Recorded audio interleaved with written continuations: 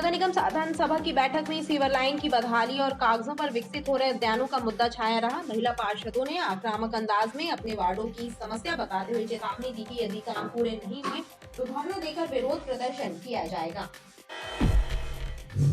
केंद्र सरकार ने किसान बचत पत्र की तर्ज पर महिला सम्मान बचत पत्र योजना प्रारंभ की है, जिसका क्रियान्वयन पोस्ट ऑफिस के जरिए होगा। योजना को घर घर तक पहुंचाने के लिए पोस्ट ऑफिस के कर्मचारियों ने एक जन जागरूकता रैली निकाली। निर्मचल जैन वार्ड कंचनपुर में एक आंगनबाड़ी केंद्र के परिसर में लगाए जा रहे मोबाइल टावर का महिलाओं ने जमकर विरोध किया। महिलाओं ने महापौर को सौंपे पत्र में बताया कि 300 मीटर के दायरे में 3 स्कूल और 4 आंगनबाड़ी केंद्र संचालित हैं और 5 टावर पहले से लगे हुए हैं, लिहाजा नए टावरों के लिए अनुमति न दी जाए। स्कूलों की छुट्टियां पड़ते ही लोग हिल स्टेशन और तीर्थ यात्राओं समेत मांगलिक कार्यों के लिए अन्य शहरों और राज्यों का रुख कर रहे हैं, लेकिन ट्रेनों में रिजर्वेशन टिकट लेना उनके लिए चुनौती से कम नहीं है। फिलहाल आरक्षित टिकट के लिए वेटिंग चल रही है। वहीं रिजर्वेशन काउंटर्स पर कर्मचारियों की धीमी कार्यप्रणाली से भी यात्री परेशान है। कलेक्ट्रेट परिसर स्थित आनंदम केंद्र में अव्यवस्थाओं का आलम है। खास बात यह है कि आनंदम में पिछले 2-3 दिनों से एक आवारा श्वान मरा हुआ है, लेकिन उसके बाद भी जिला नाजिर द्वारा श्वान के शव को हटाने की जहमत नहीं उठाई जा रही है, लिहाजा उसकी दुर्गंध से आवेदक परेशान है। लोगों की प्यास बुझाने के लिए जिला मुख्यालय में शीतल पेयजल की व्यवस्था करते हुए वाटर कूलर लगाया गया था, लेकिन उसमें भी पानी नहीं आ रहा है, जिसके कारण गर्मी में दूर दराज के इलाकों से कलेक्ट्रेट में अपने काम के लिए आए लोगों को पानी नहीं मिल पा रहा। उनका कहना है कि पानी की व्यवस्था न होने से उनको परेशानी हो रही है। विश्व रेड क्रॉस दिवस पर कलेक्ट्रेट कार्यालय में बैठक आयोजित की गई, जिसमें सेवा से जुड़े कार्यों की समीक्षा हुई। कलेक्टर सौरभ कुमार सुमन ने रेड क्रॉस सोसाइटी के सदस्यों से आगामी गतिविधियों पर बातचीत की। इस दौरान सदस्यों ने भी अपने सुझाव दिए। गर्मियों की छुट्टियों का सदुपयोग करते हुए बच्चे अपनी कला को निखारने के लिए दैनिक भास्कर समर कैंप में पहुंचे। कुशल प्रशिक्षकों के मार्गदर्शन में गिटार, पेंटिंग, सिंथेसाइजर, डांस सहित अन्य विधाओं में महारत हासिल कर रहे हैं। प्रतिभागियों का कहना है कि उन्हें हर साल भास्कर समर कैंप का इंतजार रहता है और यहाँ उन्हें बेहतर ढंग से प्रशिक्षित किया जाता है। बारिश के सिस्टम का असर समाप्त होने के बाद मौसम का मिजाज भी बदल गया। सूरज गुस्से में लाल हो रहा है, जिसके कारण लोगों को गर्मी का एहसास होने लगा है। वहीं न्यूनतम तापमान में भी वृद्धि देखी जा रही है। न्यूनतम तापमान 24.6 डिग्री सेल्सियस दर्ज हुआ। वहीं पिछले 24 घंटों में अधिकतम तापमान भी 38 डिग्री सेल्सियस दर्ज किया गया। नमस्कार, बीडीवी न्यूज के इस बुलेटिन में आपके साथ मैं हूं स्वाति। शहर से जुड़ी खबरों को देखेंगे विस्तार से, लेकिन सबसे पहले एक नजर डालते हैं हेडलाइंस पर। नगर निगम की साधारण सभा की बैठक में महिला पार्षदों ने बताई अपने वार्डों की समस्या, काम पूरे नहीं होने पर धरना देने की दी चेतावनी। और गर्मी की छुट्टियों का सदुपयोग करते हुए बच्चे भास्कर समर कैंप में सीख रहे नित नई विधा, अपने हुनर को तराश रहे बच्चों में दिख रहा उत्साह।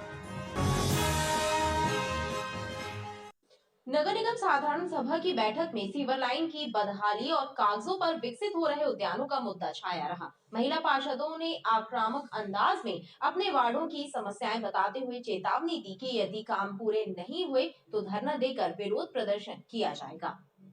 नगर निगम की साधारण बैठक में भाजपा की महिला पार्षदों के तेवर उग्र दिखाई दिए।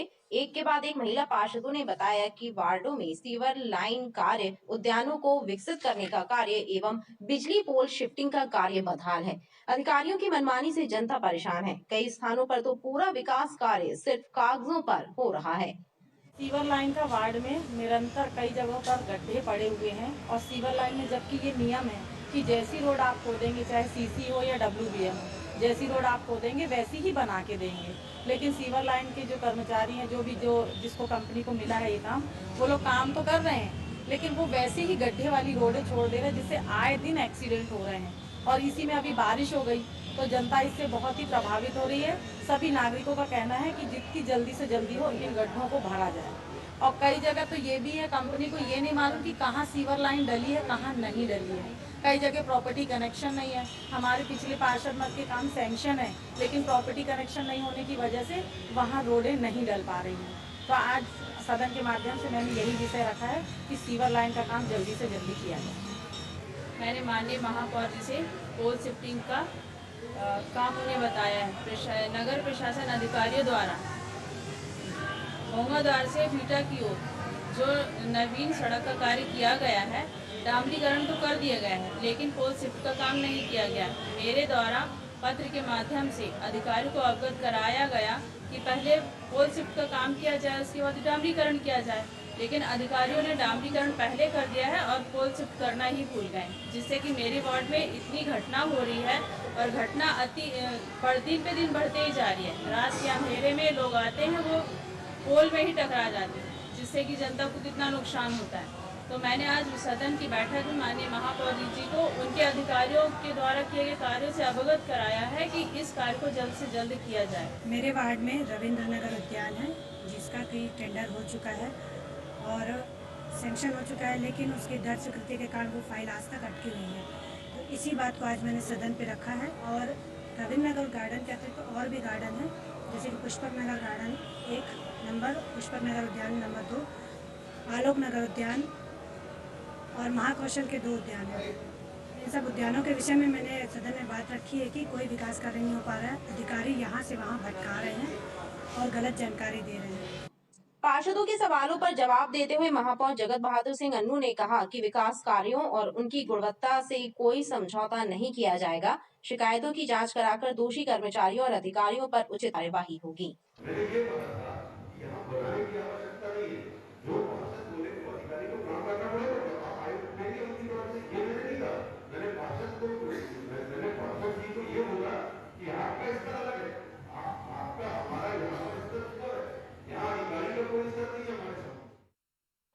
स्कूलों की छुट्टियां पड़ते ही लोग हिल स्टेशन और तीर्थ यात्राओं समेत मांगलिक कार्यों के लिए अन्य शहरों और राज्यों का रुख कर रहे हैं, लेकिन ट्रेनों में रिजर्वेशन टिकट लेना उनके लिए चुनौती से कम नहीं है। फिलहाल आरक्षित टिकट के लिए वेटिंग चल रही है। वहीं रिजर्वेशन काउंटर्स पर कर्मचारियों की धीमी कार्यप्रणाली से भी यात्री परेशान हैं।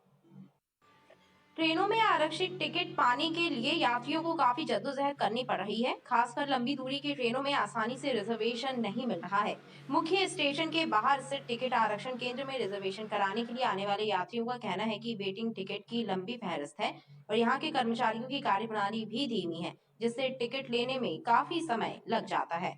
परेशानी हमारे लिए यही है कि यहाँ बहुत देर लगता है। इतना देरी मैंने कहीं भी किसी स्टेशन पे नहीं देखा कि इतना देरी लगता है किसी स्टेशन पे।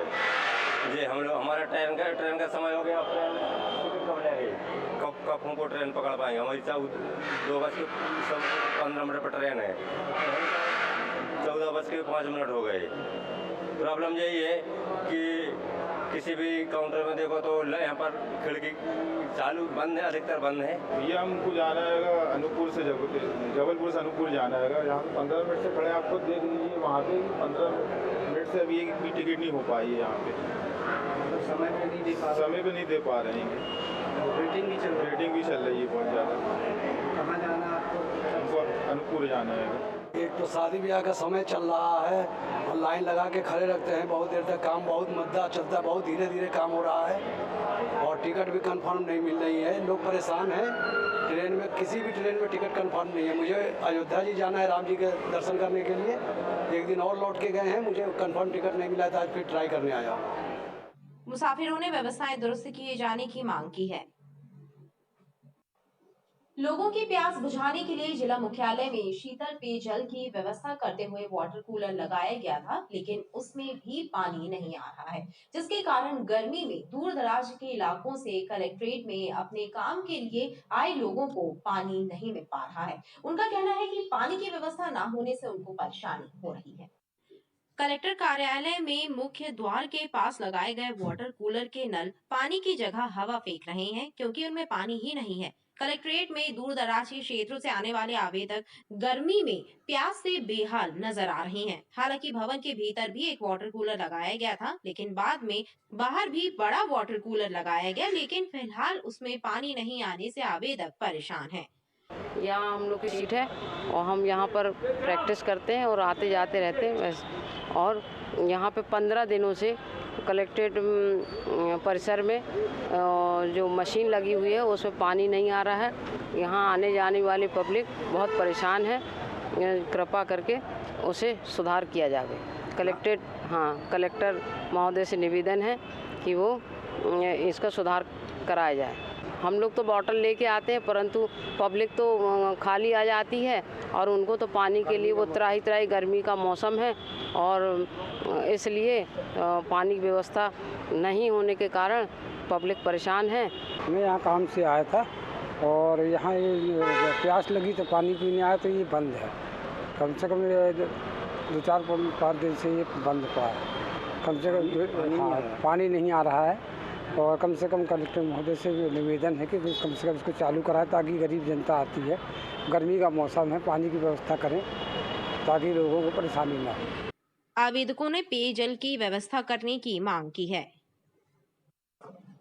विश्व रेड क्रॉस दिवस पर कलेक्ट्रेट कार्यालय में बैठक आयोजित की गई, जिसमें सेवा से जुड़े कार्यों की समीक्षा हुई। कलेक्टर सौरभ कुमार सुमन ने रेड क्रॉस सोसाइटी के सदस्यों के साथ आगामी गतिविधियों पर बातचीत की। इस दौरान सदस्यों ने भी अपने सुझाव दिए। विश्व रेड क्रॉस दिवस पर विभिन्न कार्यक्रम आयोजित किए गए। इसी सिलसिले में एक बैठक कलेक्टर सौरभ कुमार सुमन की अध्यक्षता में संपन्न हुई, जिसमें कलेक्टर ने सोसाइटी की गतिविधियों की समीक्षा की और सदस्यों से भी चर्चा की। इस दौरान सदस्यों ने भी आगामी गतिविधियों की जानकारी लेते हुए अपने सुझाव दिए। रेड क्रॉस सोसाइटी के सचिव आशीष दीक्षित ने बताया कि विश्व रेड क्रॉस दिवस पर विभिन्न स्पर्धाओं के आयोजन के साथ ही वृद्धाश्रम में स्वास्थ्य शिविर आयोजित किया गया है। आज 8 मई को विश्व रेड क्रॉस दिवस मनाया जाता है, तो इस संदर्भ में Indian red cross society Jabalpur के द्वारा भी विविध आयोजन किए जाते हैं। कल 7 मई को हमने पेंटिंग और ड्राइंग कंपटीशन और एक जागरूकता रैली का आयोजन किया था। आज जो है हमारे वृद्धाश्रम में स्वास्थ्य शिविर का आयोजन हो रहा है। साथ ही यहाँ पर रेड क्रॉस के सभी सदस्यों को, समस्त कार्यकारिणी सदस्यों को आमंत्रित करके जो है दीप प्रज्वलन का जो औपचारिक रेड क्रॉस दिवस का कार्यक्रम होता है वो आयोजन है और सभी सदस्यों के साथ हमारे रेड क्रॉस सोसाइटी के अध्यक्ष कलेक्टर महोदय की अध्यक्षता में एक बैठक का भी आयोजन किया गया है। सर, रेड क्रॉस का क्या उद्देश्य रहता है करने का? जैसा कि आप सभी अवगत हैं कि रेड क्रॉस सोसाइटी एक अंतर्राष्ट्रीय स्तर की संस्था है, जिसके द्वारा समाज सेवा, मानव सेवा से संबंधित बहुत सारे कार्य किए जाते हैं, जिसमें मुख्य रूप से रक्तदान, वृद्धाश्रम का संचालन, दिव्यांगों से संबंधित सेवाएं। बैठक में आगामी दिनों में होने वाली गतिविधियों के बेहतर क्रियान्वयन पर आपसी सहमति भी बनी। केंद्र सरकार ने किसान बचत पत्र की तर्ज पर महिला सम्मान बचत पत्र योजना प्रारंभ की है, जिसका क्रियान्वयन पोस्ट ऑफिस के जरिए होगा। योजना को घर घर तक पहुंचाने के लिए पोस्ट ऑफिस के कर्मचारियों ने एक जन जागरूकता रैली निकाली। सरकार ने पोस्ट ऑफिस के जरिए महिला सम्मान बचत पत्र जारी किए हैं, जिन पर निवेशक को 7.5% ब्याज प्राप्त होगा। इस बचत पत्र की जानकारियां जन जन तक पहुंचाने के लिए हेड पोस्ट ऑफिस के कर्मचारियों ने एक रैली निकाली, जिसमें बड़ी संख्या में पोस्ट ऑफिस कर्मचारी शामिल रहे। जैसा कि पूरे भारतवर्ष में महिला सम्मान बचत पत्र योजना एक स्कीम डाकघर के द्वारा जारी की गई है, उसमें सर्वाधिक 7.5% ब्याज दिया जा रहा है, जो केवल महिलाओं के लिए ही ये खाता है और इसमें अधिकतम 2 लाख रुपए की राशि जमा कर सकते हैं। तो उसी के प्रचार प्रसार के लिए डाक विभाग द्वारा आज ये रैली का आयोजन किया गया है और लगभग भारत के सभी डाकघरों में ऐसे समय समय पर रैली का आयोजन इस योजना के प्रचार प्रसार के लिए किया गया है। बताया जा रहा है कि सर्वाधिक ब्याज दर वाला यह बचत पत्र और भी कई खूबियां लिए हुए है। निर्मल चंद जैन वार्ड कंचनपुर में एक आंगनबाड़ी केंद्र के परिसर में लगाए जा रहे मोबाइल टावर का महिलाओं ने जमकर विरोध किया। महिलाओं ने महापौर को सौंपे पत्र में बताया कि 300 मीटर के दायरे में 3 स्कूल और 4 आंगनबाड़ी केंद्र संचालित हैं और 5 टावर पहले से लगे हुए हैं, लिहाजा नए टावरों के लिए अनुमति ना दी जाए। निर्मल चंद्र जैन वार्ड स्थित कंचनपुर में आंगनबाड़ी के परिसर में लगाए जा रहे मोबाइल टावर को लेकर क्षेत्रीय महिलाओं ने जमकर आपत्ति जताई। महिलाओं ने कहा, इससे निकलने वाली अल्ट्रावायलेट किरणों के कारण नवजात शिशुओं और गर्भवती महिलाओं को नुकसान होगा। क्षेत्र में पहले ही 4-5 मोबाइल टावर लगे हुए हैं, ऐसे में और खतरा मोड़ नहीं लिया जा सकता। समस्या ये है कि इन्होंने गुप्त रूप में टावर लगवाया। हम लोगों ने जब खोजबीन की तो बोलते हैं टैंक लगवाएंगे, फिर बाद में पता चला कि जियो कंपनी द्वारा यहाँ टावर लगवाया जा रहा है। ना हमसे परमिशन ली गई है। हमारे यहाँ भी हार्ट पेशेंट है, हमारे मोहल्ले में भी 8-10 लोगों को इस चीज़ की समस्या है। उनके घर में स्वयं में आंगनबाड़ी केंद्र संचालित होता है, वहाँ पर नवजात शिशु आते हैं, गर्भवती महिलाएँ आती हैं, उन पर भी दुष्प्रभाव पड़ेगा। इसलिए हम लोगों ने सबने ये फैसला किया है कि यहाँ टावर नहीं लगने दिया जाएगा। टावर का निर्माण हो रहा था तो महिलाओं के कहने पर मैं यहाँ पर आई हूँ। ये रिहायशी इलाका है, यहाँ पर बाजू में आंगनबाड़ी भी है जहाँ छोटे छोटे बच्चे पढ़ने आते हैं और स्वल्पाहार ग्रहण करने आते हैं। गर्भवती महिलाएं टीका लगवाने आती हैं, उनके ऊपर इसका बुरा असर पड़ेगा। इस कारण यहाँ की महिलाओं ने इसका आंदोलन किया कि इसे यहाँ पर लगने नहीं देंगे और मैं भी इनके साथ, क्योंकि मैं यहाँ की पार्षद हूँ, इस कारण मैं इनके साथ खड़ा होना पड़ रहा है मुझे और मैं भी इसके खिलाफ हूँ। और यहाँ की महिलाएं, बुजुर्ग सभी को इससे नुकसान है। महिलाओं ने महापौर को सौंपे पत्र में मोबाइल टावर का काम रुकवाने की मांग की है।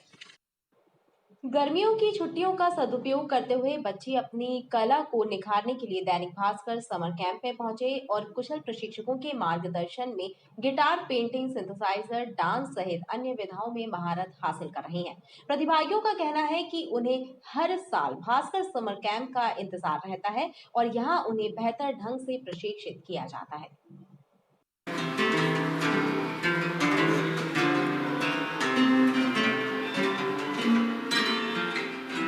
गर्मियों की छुट्टियां लगते ही बच्चों को बेसब्री से भास्कर समर कैंप का इंतजार रहता है और वो इन छुट्टियों का सदुपयोग करके अपनी कला को निखार रहे हैं। भास्कर समर कैंप में कोई गिटार सीख रहा है तो कोई पेंटिंग में महारत हासिल कर रहा है, किसी को डांस तो किसी को सिंथेसाइजर सीखने में रुचि है। प्रतिभागियों में एक दूसरे से बेहतर करने की भी होड़ लगी है।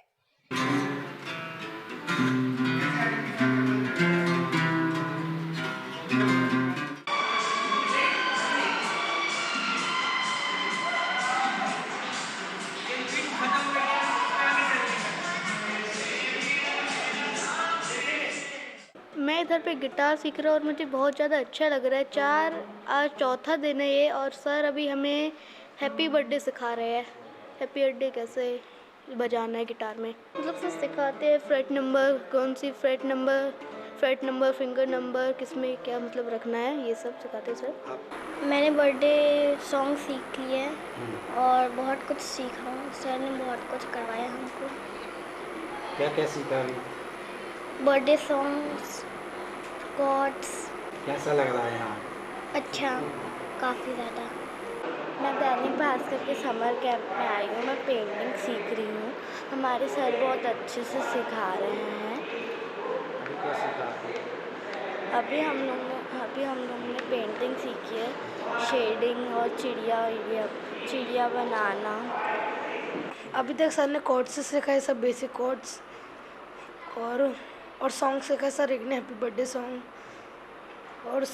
और सब major scales and minor scales सिखाए। कैसा लग रहा है? अच्छा लग रहा है। मैं पेंटिंग सीखने आई हूँ, दैनिक भास्कर का समर कैंप है। मुझे तो बहुत अच्छा लगा। अभी क्या सीखा?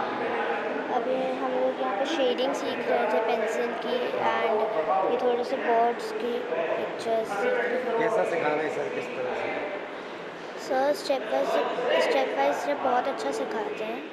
आज बच्चों को हमारा पेंसिल शेडिंग का करने के बाद उसमें कैसे टोन करते हैं और कैसे हम पशु पक्षी का ड्राइंग करते हैं तो उसका मूवमेंट कैसे होता है उसके बारे में आज जानकारी दी इनको, और कलर से के बारे में जानकारी दी, कलर कैसे बनाते हैं और कलर्स के टोन कैसे होते हैं, तो उसके बारे में हमने आज इनको बच्चों को बताया। और धीरे धीरे आगे की क्लासों में हम इनको और थोड़ा सा परिपक्व करते जा रहे हैं और जिनका अभी से उसमें सेटअप होता जा रहा है तो आगे जो कलर की क्लासेस चलेंगी उसके लिए फिर बाद में बच्चे अभी से तैयार होते जाएंगे। और बच्चे बहुत उत्साह के साथ सीख रहे हैं और अभी नए नए बच्चे भी आते जा रहे हैं। तो दैनिक भास्कर का एक बहुत बढ़िया समर कैंप चल रहा है, इसमें बच्चे ड्राइंग पेंटिंग बहुत इंटरेस्ट के साथ सीख। आज स्केल के बारे में बता रहे हैं, पियानो के स्केल्स कैसे बजते हैं, उनको ढूंढा कैसे जाता है, कॉर्ड्स को कैसे ढूंढा जाता है कीबोर्ड के ऊपर, पियानो के ऊपर, और यही सिखा रहे हैं। और मल्टीपल स्केल्स आज सिखाएंगे, मेजर माइनर स्केल्स भी आज कवर करेंगे। आज चौथा पांचवा दिन है और अभी तक हमने बेसिक्स कवर कर लिया है,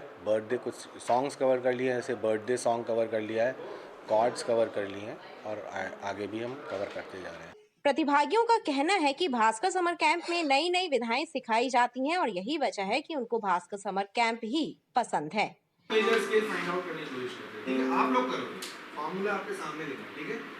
तो मैं लिखता रहता हूँ, आप लोग हम लोग खुद।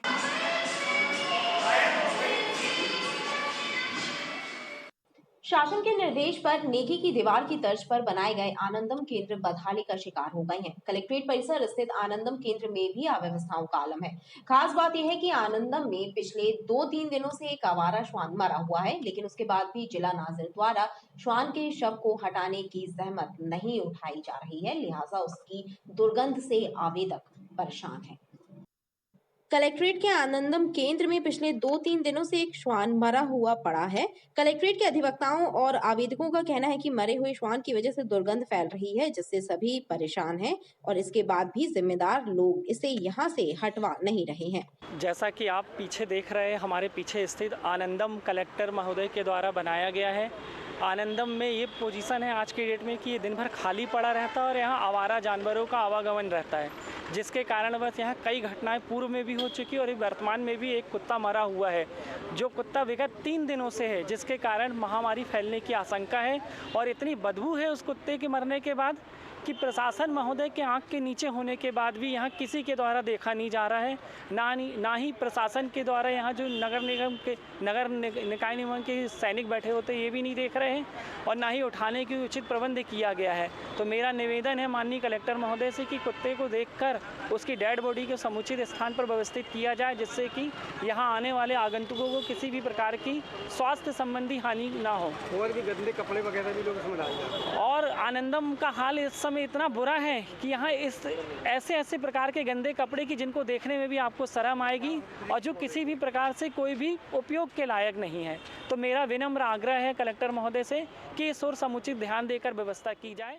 वहीं आनंदम में पहले जरूरतमंदों के लिए लोग कपड़े और उपयोगी सामग्री रख कर जाते थे, लेकिन अब अनुपयोगी चीजें रख कर चले जाते हैं। बारिश के सिस्टम का असर समाप्त होने के बाद मौसम का मिजाज भी बदल गया। सूरज गुस्से में लाल हो रहा है, जिसके कारण लोगों को गर्मी का होने लगा है। वहीं न्यूनतम तापमान में भी वृद्धि देखी जा रही है। न्यूनतम तापमान 24 डिग्री सेल्सियस दर्ज हुआ है। वहीं पिछले 24 घंटे में अधिकतम तापमान भी 38 डिग्री सेल्सियस दर्ज किया गया। मौसम का मिजाज बदल गया है और बादल छटते ही सूरज ने आग उगलना शुरू कर दिया है, लिहाजा लोग अब गर्मी से परेशान नजर आ रहे हैं। मौसम का मिजाज अजीब टाइप का हो गया, कभी धूप निकल रही, कभी छाँव निकल रही है। ये बीमारियों का जड़ है एक प्रकार से। ये आजकल मौसम की कोई भविष्यवाणी नहीं कर सकता, कब पानी गिर जाए, कब धूप निकल जाए। ये तो प्राकृतिक की वो है, तो धूप निकल आई है, फिर इसमें बदली छा रही है। मौसम के उससे पूरी बीमारी हो रही हैं और खेती में भी फर्क पड़ रहा है। कुछ दिन पहले पानी गिरा है, अभी धूप निकल रही है, कभी धूप निकल रही, कभी पानी गिर रहा है, पूरा मौसम ख़राब हुआ है। जैसे आज अभी सुबह से कैसा मौसम रहा? सुबह से तो थोड़ा बदली भी थी, अभी धूप भी निकली हुई है।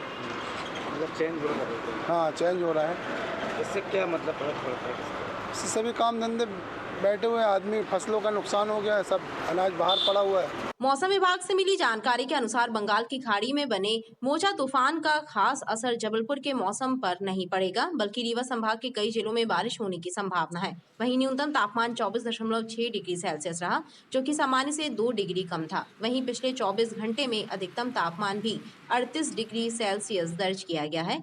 मौसम वैज्ञानिक फिलहाल मौसम शुष्क रहने की संभावना जता रही हैं। खबरें लगातार जारी हैं, आप देखते रहिए BTV न्यूज।